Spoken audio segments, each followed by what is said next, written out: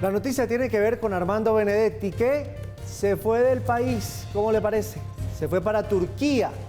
Varias personas que estaban en el aeropuerto le hicieron fotos. Ahí estaba con una gorrita negra, con una chaqueta negra.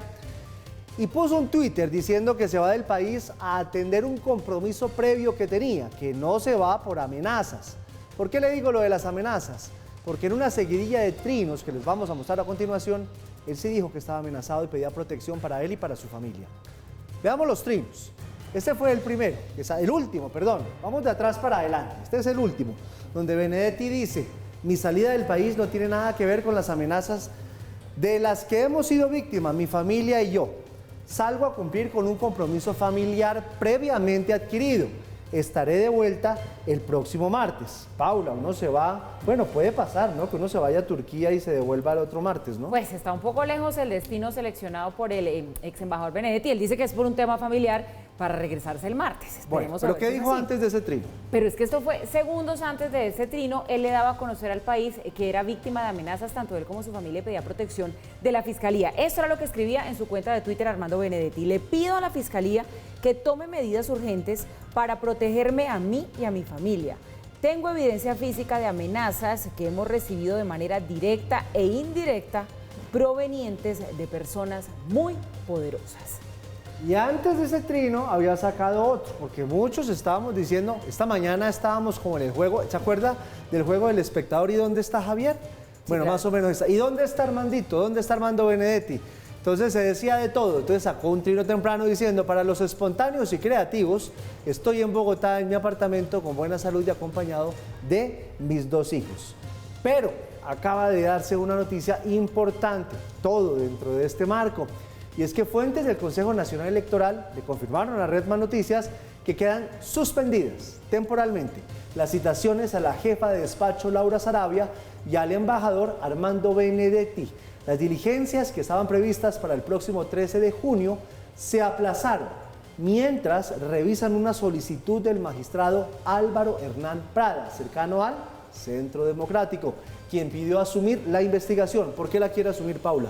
Pues mire, lo que pasa es que él dice que él tenía abierto ya como un caso por el tema de la campaña de Gustavo Petro a la presidencia, entonces que él, la ley, digamos, lo cobijaría con esa posibilidad de que él recopile todo el material que se necesita y que él sea el que asuma el caso. Entonces están estudiando tanto el caso que tiene en este momento andando el magistrado Benjamín Ortiz, como esta solicitud que hace ahora el magistrado Álvaro Hernán Prada, y después de que se tome esa decisión es que sabremos una posible fecha de cuándo se reanudaría pues esta citación. Qué novela, ¿no? Una novela completa. Una implicación que tiene el que se suspenda esa diligencia es que de otra manera Armando Benedetti habría tenido que estar aquí el martes. Es decir, como decía Paula, un puente bastante costoso, irse a Turquía de puente y volver, pero bueno, alguien que viajaba en avión privado para arriba y para abajo, digamos que eso se habría podido dar. En todo caso, se suspende esa diligencia. ¿Y qué significa esto? Que todo el mundo en Colombia está especulando acerca de qué es lo que va a pasar con Armando Benedetti. Recuerden ustedes que, como en los juegos callejeros, ¿dónde está la bola, dónde está la bolita? El día de hoy en redes, cuando se supo que se iba para Turquía, hubo una inmensa cantidad de gente que decía: se está yendo por las amenazas, va a preservar su seguridad, lo está persiguiendo el gobierno. Y otra inmensa cantidad de gente decía: se le está volando a la Fiscalía, no va a volver, hay tratado de extradición con Turquía, no hay, horror, no va a volver nunca. Fíjense ustedes que esa ambigüedad que él tuvo en redes sociales, al final de las últimas intervenciones, antes de las del día de hoy, que le pedía perdón al gobierno, que decía que había caído presa de la tristeza y que se había excedido en el alcohol, etcétera, etcétera, no daban señales muy claras de para dónde irá de aquí en adelante. Y hay gente que dice, además de eso, ¿por qué el presidente Petro está tan seguro de haberlo echado si tenía información contra él, de decirle que estaba incurriendo en faltas y que tenía que ir a hablar con la Fiscalía, si no fuera porque el presidente Petro está seguro de que no hay nada?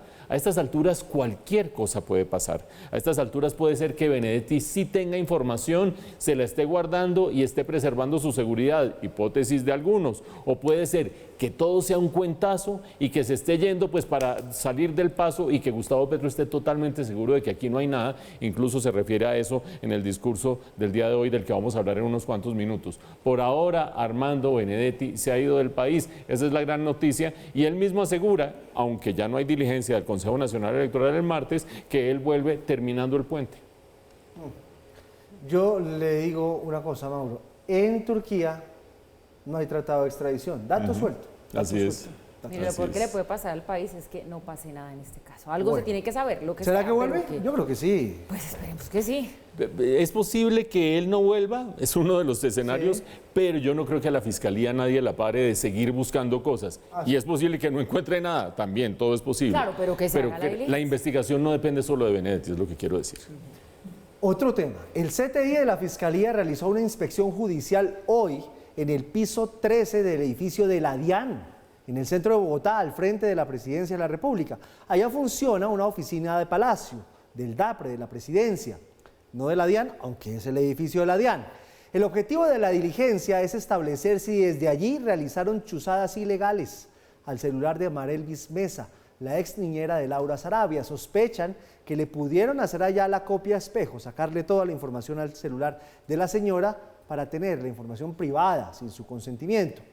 Al presidente Petro no le gustó para nada este procedimiento de la Fiscalía y lo criticó.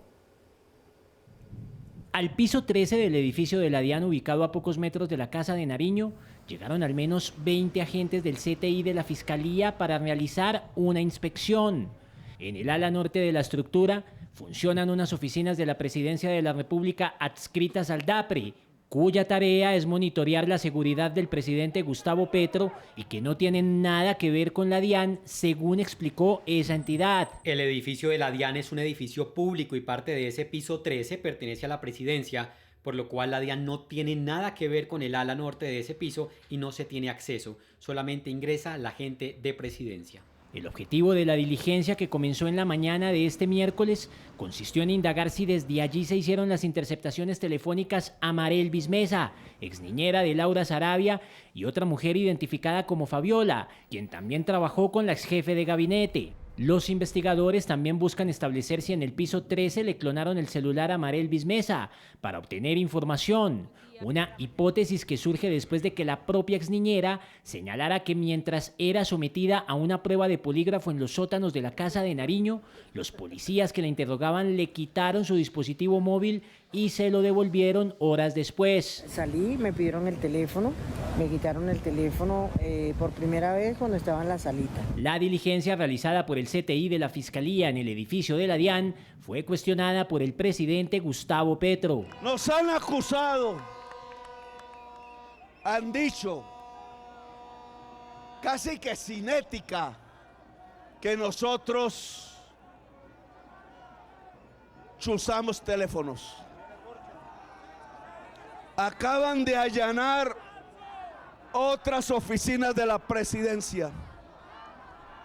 Semana ordena y el CTI obedece. El pasado 30 de mayo, agentes del CTI realizaron una inspección en la presidencia para determinar si hubo presiones e irregularidades cuando Marelvis Mesa fue interrogada por la pérdida de una cuantiosa suma de dinero, propiedad de Laura Sarabia. Antes de hacer el comentario de este tema del allanamiento, así como director de Redman Noticias y en nombre del equipo, rechazamos esas afirmaciones del presidente. Muy delicado lo que dijo de la revista Semana. Semana ordena y el CTI actúa, así no es, presidente. Los enemigos no somos los medios de comunicación. Además, vuelve a hablar el presidente de allanamiento, es una inspección judicial, no es un allanamiento.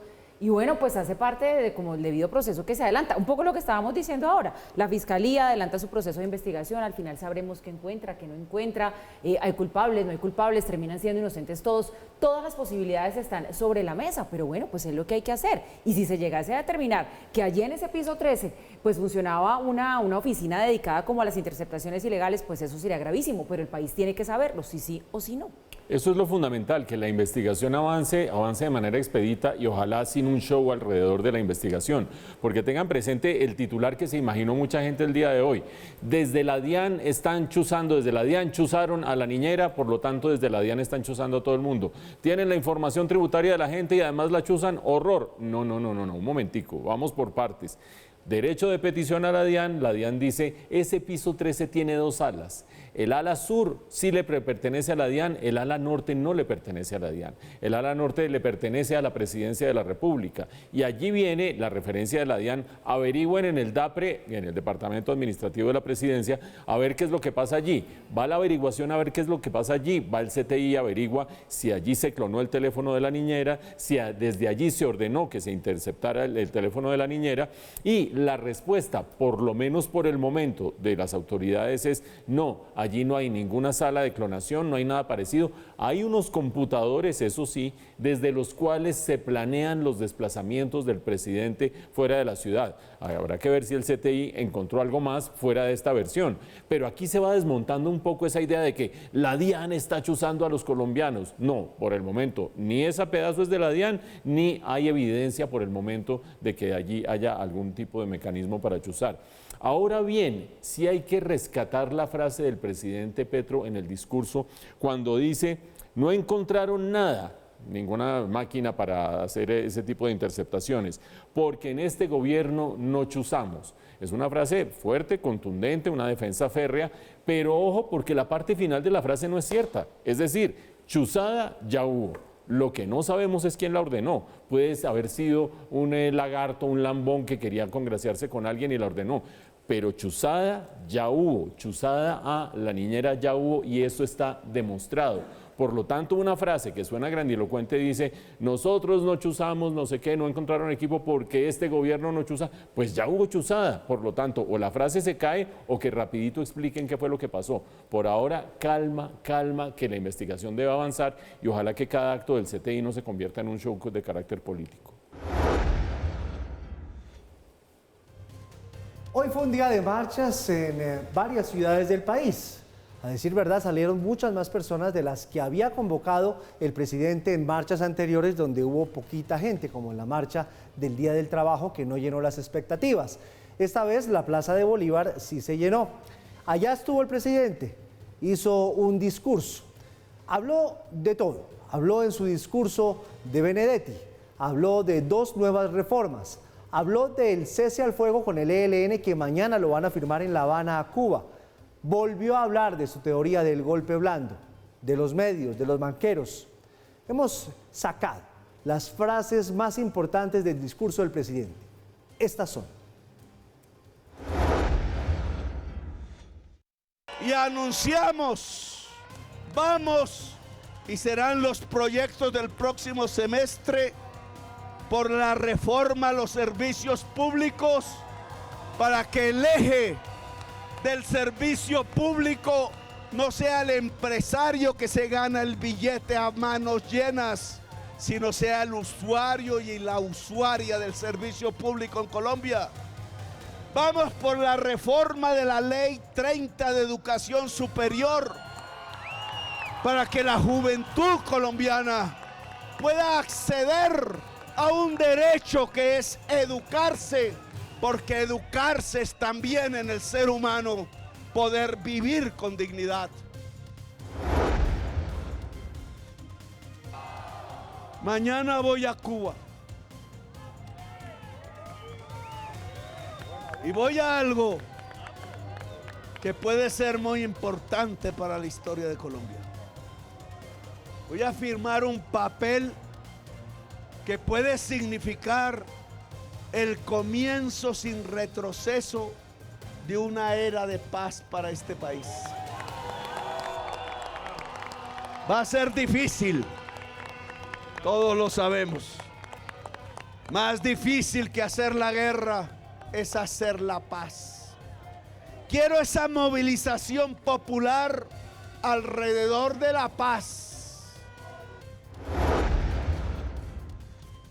Y como no encontraron pruebas, entonces manipulan, incluso sin pensar en la sanidad, en la salud, en la estabilidad, a un ser humano que tiene problemas personales de salud. Lo cogen como si fuera una mercancía. A ver si dice que la campaña de Petro haya recibido siquiera $1 del narcotráfico. Y están allí sobándose las manos a ver en qué momento aparece la noticia con la cual podrían destruir el gobierno popular. Una vez tumben las reformas, piensan si el gobierno está aislado, destruirlo en la comisión de acusaciones para hacer exactamente lo mismo que se hizo en el Perú, es decir, llevar al presidente a la cárcel y cambiar el gobierno por un nuevo presidente no elegido por el pueblo, que sería el que vayan a elegir el semestre entrante como presidente del Congreso de la República. Se llama eso un golpe blando. Es un golpe de Estado. Es un golpe contra la voluntad popular. Pedro Castillo estaba solo. Aquí les decimos a quienes están impulsando esa estrategia, Petro no está solo. De ahora en adelante, señor presidente del Congreso de la República, Alexander López, señora vicepresidenta, ministros y ministras, de ahora en adelante debe haber asambleas populares en todos los municipios de Colombia, discutiendo, gobernando. Todo ministro o ministra debe obedecer el mandato popular. Ministro o ministra que no haga caso, se va. No me inviten a los cócteles sociales de los banqueros, yo no voy. Invítenme a tomarme una cerveza allá en una esquina, sentados en una acera.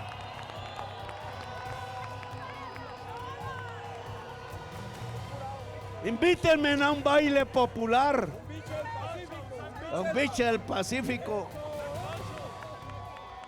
Invítenme a bailar porros en las veredas de mi pueblo campesino de Córdoba. Pero no me inviten. No me inviten a las bacanales del poder, porque yo no soy de eso. Nos han acusado, han dicho, casi que sin ética, que nosotros chuzamos teléfonos. Acaban de allanar otras oficinas de la presidencia. Semana ordena y el CTI obedece. Abrimos las puertas, no tenemos nada que ocultar. Allá entraron, allá vieron hasta las arañas y las telarañas de unas oficinas que ni siquiera pusimos nosotros, sino el gobierno de Santos y de Duque. Un discurso muy importante, muy significativo por lo que dice, por el tono que usa, por las expresiones, porque de alguna manera no ha girado tanto conceptualmente respecto a discursos previos. Otro discurso muy importante fue el que dio en el mes de octubre del año pasado en Caldono, Cauca, que tenía más o menos los mismos elementos conceptuales, pero ha cambiado la retórica. ¿Cuáles son los elementos conceptuales? Uno que viene ya de las últimas semanas una y otra vez. Ya no habla el presidente Petro de la posibilidad de un golpe blando, habla de la posibilidad de un golpe de Estado. Y ese golpe de Estado lo termina enunciando con todas sus palabras, con todas sus letras. Y eso es muy importante tenerlo presente porque es una retórica distinta a la de algo que se parecía, qué sé yo. Bueno, Segundo punto, dentro de la misma idea de golpe de Estado, hace referencia una vez más a Perú. ¿Cuál es la obsesión con Perú? Recuerden ustedes que en Perú el Congreso terminó sacando a Pedro Castillo, la vacancia en Perú por incapacidad moral. En este caso, acuérdense ustedes, lo hemos registrado, uno de los procesos que está avanzando, no solo Consejo Nacional Electoral y Fiscalía, a partir de los escándalos de la semana pasada, es el proceso de denuncias que se han presentado, por lo menos 2, ante la Comisión de Acusaciones de la Cámara de Representantes. Habrá que ver si eso prospera, si pasa a la plenaria, si pasa después al Senado. Muchas cosas tienen que pasar en una comisión que no se caracteriza ni por su eficiencia ni por tomar riesgos. Pero si el Congreso pone en marcha ese proceso de manera verdaderamente contundente, las analogías con Perú van a aparecer una y otra vez. Y ojo que Pedro Castillo no ha regresado al poder, ojo que ese caso se ha llevado ante la Corte Interamericana de Derechos Humanos y la Corte Interamericana de Derechos Humanos ya le dio la razón una vez a Gustavo Petro cuando él era alcalde de Bogotá y fue destituido por el procurador. Ahí hay un conjunto de ideas que han ido evolucionando y han ido agarrando palabras mucho más contundentes. El otro conjunto de ideas, el de mover a la gente, el de hacer movilización popular, tiene que ver con un concepto que se viene trabajando también desde el gobierno desde hace rato, y es que como el gobierno ganó las elecciones presidenciales por 800.000 votos, un monto suficiente para que no haya ningún tipo de duda, todo lo que propone el gobierno se debe sacar adelante y la gente lo debe apoyar. Casi que diciendo, los demás poderes públicos, pues aquí están es para ayudar a que nosotros hagamos nuestro plan de gobierno. Y uno de los poderes públicos es el Congreso, que dicho sea de paso, hoy levantó nuevamente la sesión plenaria sin haber decidido nada sobre la reforma a la salud. Pero esa idea de poner a la gente, asambleas populares, los ministros tienen que ir a los pueblos y las regiones, es mantener al pueblo vivo. Ha llamado muchas veces desde ese discurso de octubre del año pasado el presidente Petro a que la gente salga a las calles, a que se movilice, a que esa fuerza haga empoderar al Ejecutivo frente a las otras ramas del poder público. Hay que decirlo, como lo decía Giovanni hace un rato, la convocatoria de hoy fue mucho más exitosa que las últimas de parte de Gustavo Petro y la activación popular puede ser un recurso que esté en este momento sobre la mesa.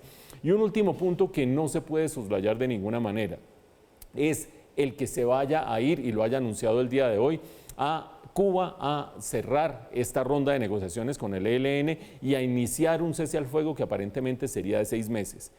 Esos 6 meses abarcan las elecciones regionales y en un cese al fuego la fuerza pública se repliega y los agentes armados ilegales empiezan a ejercer control mucho más férreo sobre la población. Díganme ustedes, las poblaciones que están bajo la influencia del ELN, ¿qué clase de votación van a tener cuando la fuerza pública está replegada y con las manos amarradas por un cese al fuego? Ojo con ese punto y de alguna manera, si ese es el último recurso que tiene el presidente para activar y moverse frente a unas encuestas que él desdeña en el discurso de hoy, pues imagínense ustedes lo que puede terminar significando eso. Exitoso para el presidente, exitoso para el gobierno, mensajes iguales pero un poco distintos y algunos que son novedosos como este del ELN que a mí personalmente me preocupan mucho. Solo un puntico adicional con respecto a los medios de comunicación. Los enemigos históricamente de la prensa colombiana han sido los narcotraficantes, los paramilitares, los guerrilleros, los terroristas, como los quiera llamar, los delincuentes, pero nunca un gobierno. Nunca un gobierno. De acuerdo. Bueno, Paula, yo le pregunto, si usted recibe un mensaje mío diciendo, la invito a que salga a marchar, ¿usted se siente coaccionada? Claro. ¿Por qué? Claro, porque asumo que usted después va a estar pendiente de si yo fui a esa invitación que usted me hizo o no. Y va a tomar atenta nota. ¿Y eso pasó? ¿De cuál fue mi proceder? Pues sí, ¿cómo le parece que están denunciando que llegaron correos que vendrían específicamente de la Dirección General de la Oficina de Restitución de Tierras? También hay quienes dicen que de algunos ministerios les llegaron a varios funcionarios del Estado diciéndoles que los invitaban a marchar a esas marchas que estaban convocadas pues para este miércoles por el presidente Gustavo Petro. Per se, esto no es una imposición, pero hay quienes señalan que sí podría constituir una coacción. Desde la Dirección General de la Oficina de Restitución de Tierras habrían enviado este correo electrónico invitando a sus empleados a la marcha a favor de las reformas del gobierno Petro. Les hacemos extensiva la invitación a todas y todos para asistir de manera voluntaria y por convicción el día 7 de junio a partir de las 9 de la mañana en la Torre Colpatria, con el fin de apoyar las reformas sociales que promueve el gobierno nacional del presidente Gustavo Petro, así como para marchar por el cambio y por una justicia en Colombia en contra de la impunidad. Expertos consultados por Red Más Noticias coinciden en que este tipo de invitaciones no se consideran en sí por fuera de la ley, a no ser que sean impositivas o incurran en presiones. Ahí ya se estaría hablando del delito de constreñimiento a servidor público. La mera invitación pues se tiene dentro de lo permitido, mas sin embargo, esto se convierte en ilegal en el evento en que se entreguen estímulos como licencias, bonificaciones, permisos a quienes participen y se les nieguen los mismos a quienes no participen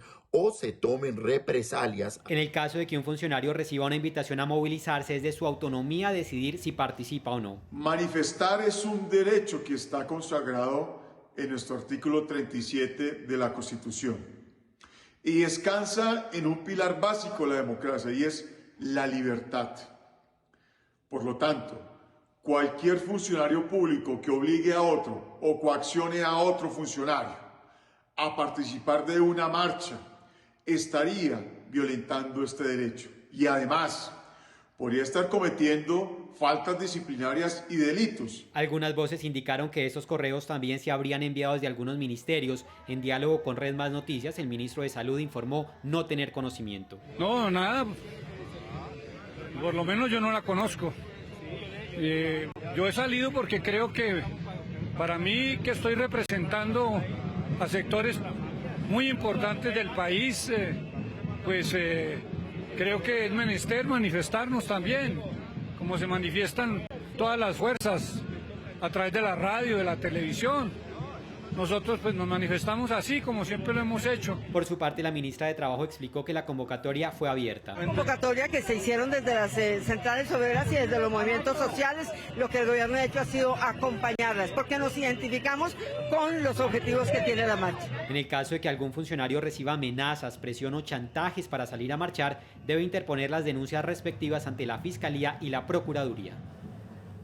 La diferencia conceptual clave: invitar a marchar no constituye una falta, pero coaccionar sí constituye falta. Y hay dos maneras de coaccionar: o coaccionar con incentivos, estímulos, licencias, premios, o coaccionar con castigos, es decir, ojo que te estoy mirando y te voy a hacer el seguimiento de aquí en adelante.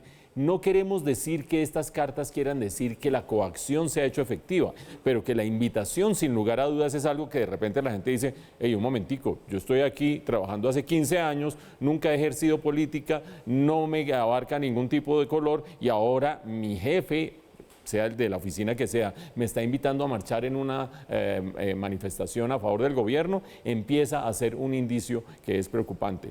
Ojo a lo siguiente, que el mismo Código Sustantivo del Trabajo, aparte de los elementos constitucionales que han dicho nuestros expertos, establece que no puede haber coacción para ejercer ningún tipo de decisión en el ámbito religioso ni en el ámbito político. Y creo yo que esta mañana, cuando se empezó a ver que en las marchas había unos niños uniformados de colegio y empezaba la gente a decir: ¿esos son colegios públicos o qué es lo que son? Y después se empezó a ver una cantidad de funcionarios públicos y demás, pues la sospecha en todo caso existió. Nada de esto quiere decir que estemos sugiriendo que la marcha de hoy y la convocatoria de hoy no fue exitosa. Al contrario, lo hemos dicho 2 veces a falta de una, y es que la convocatoria del gobierno el día de hoy fue muchísimo superior y mucho más exitosa que sus convocatorias anteriores. Habrá que ver en este momento en que se está operando el equilibrio de las fuerzas de los poderes públicos, si los otros poderes públicos contemplan esto como una participación democrática, como una presión indebida. Es mucho mejor ver estas marchas que ver la Guardia Indígena con sus bastones de mando haciendo guardia alrededor del Congreso de la República en momentos en que se toman decisiones serias. Vamos a ver qué termina sucediendo si es que llegara a haber investigaciones sobre estas cartas que estamos mencionando.